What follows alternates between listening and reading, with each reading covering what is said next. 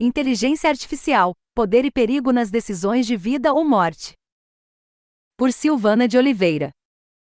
O artigo de Paulo Fernando Silvestre Júnior aborda a crescente influência da inteligência artificial em diversas atividades, destacando seus benefícios em termos de produtividade e apoio à tomada de decisões. No entanto, ele também alerta para os riscos associados ao uso indiscriminado da inteligência artificial, especialmente em situações críticas onde erros podem ter consequências graves, como a perda de vidas.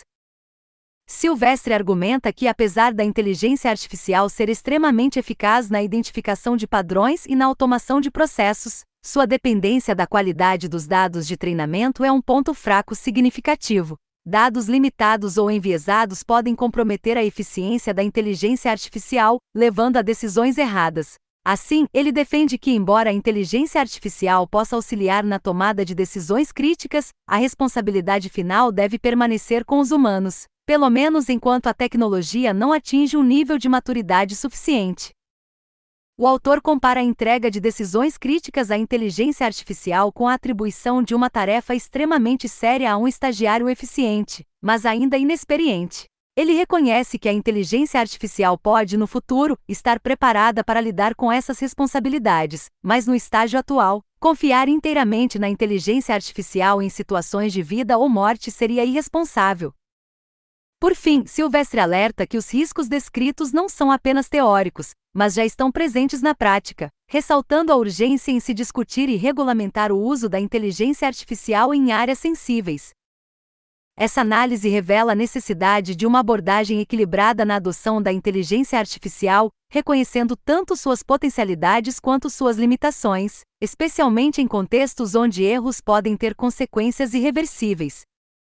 O que acontecerá quando alguém morrer por um erro de inteligência artificial? Paulo Fernando Silvestre Júnior, mestre e doutorando em Tecnologias da Inteligência e Design Digital, LinkedIn Top Voice Creator, consultor de Customer Experience, mídia, cultura, reputação e transformação digital, professor, jornalista. O uso da inteligência artificial continua avançando nas mais diversas atividades, trazendo sensíveis ganhos de produtividade em automação de tarefas e no apoio à tomada de decisões. Ainda assim, ela está longe de ser perfeita, mas muitos usuários parecem não se preocupar com isso, pois seus eventuais erros causam prejuízos mínimos. Em algumas funções, entretanto, essas falhas podem levar a enormes transtornos, até mesmo a morte de alguém. Duas perguntas surgem imediatamente disso: como evitar que uma tragédia dessas aconteça, e quem responderá por isso nesse caso? A inteligência artificial é fabulosa para encontrar padrões que permitem que ela tome suas decisões. Esses padrões dependem, entretanto, da qualidade dos dados usados para seu treinamento. Se os dados forem limitados ou cheios de viés, isso comprometerá seriamente a eficiência da plataforma. Esse é um dos motivos por que a tomada de decisões críticas, por mais que seja auxiliada pela inteligência artificial, deve continuar em mãos humanas, pelo menos no estágio atual da tecnologia. Algumas pessoas argumentam que isso contrariaria o próprio propósito de se usar a inteligência artificial. Mas ignorar essa responsabilidade é como entregar uma decisão de vida ou morte para um estagiário eficiente. Talvez algum dia ele tenha estofo para algo tão sério e possa responder por isso, mas por enquanto não está preparado para tal. Nada disso é especulação, já está acontecendo. Por exemplo, a polícia espanhola usa um sistema chamado ViewGen para determinar estatisticamente riscos de ocorrência de violência de gênero. Em 2022, Lobna Imid foi morta em casa pelo seu marido, depois de dar queixa na delegacia por ter sido insultada e surrada por ele com um pedaço de madeira, diante dos 4 filhos de 6 a 12 anos. Toda a vizinhança tinha ouvido seus gritos. Não havia sido a primeira vez que o marido, Boltaer Banaizzati, a havia espancado nos 10 anos de casamento. Ainda assim, o ViewGen calculou que ela corria pouco risco. O policial aceitou a decisão da máquina e a mandou para casa. 7 semanas depois, Boltaer a esfaqueou várias vezes no peito e depois se suicidou. Segundo o Ministério do Interior da Espanha, há 92 mil casos ativos de violência contra a mulher no país. O ViewGen calculou que 83% dessas vítimas tinham risco baixo ou insignificante de serem atacadas novamente pelo agressor. E o caso de Lobna não é o único. Desde 2007, 247 mulheres foram mortas depois de serem analisadas pelo sistema, 55 delas com riscos classificados como insignificantes ou baixos. Os policiais têm autonomia de ignorar a sugestão da plataforma, devido a indícios que observem, mas em 95% dos casos, eles apenas aceitam a sugestão. A máquina não pode ser responsabilizada pelo erro de julgamento, por mais que esteja diretamente ligada a essas mortes. Mas então quem responde por isso? Os policiais que acreditaram no Vilgen? O fabricante da plataforma? No momento ninguém. As autoridades argumentam que apesar de imperfeito, o Vilgen efetivamente diminuiu a violência contra mulheres.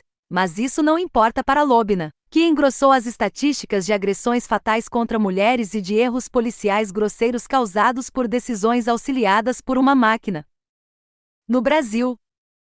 Oficialmente não há casos assim no Brasil, mas diferentes sistemas de inteligência artificial já causam severos erros policiais e jurídicos no país.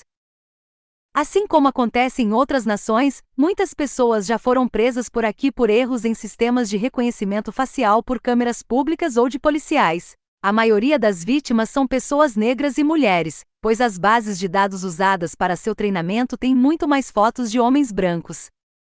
Isso reforça ainda mais a já conhecida e aviltante discriminação policial contra negros.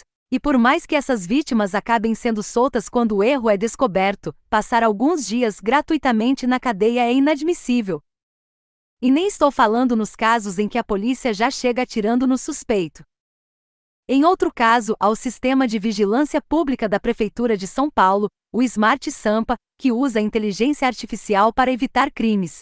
Sua proposta original, que previa rastrear uma pessoa suspeita, monitorando todos os seus movimentos e atividades, por características como cor, face e roupas, forma do corpo, aspectos físicos etc., teve que ser alterada, pois monitorar alguém pela cor é ilegal, mas a redação era emblemática.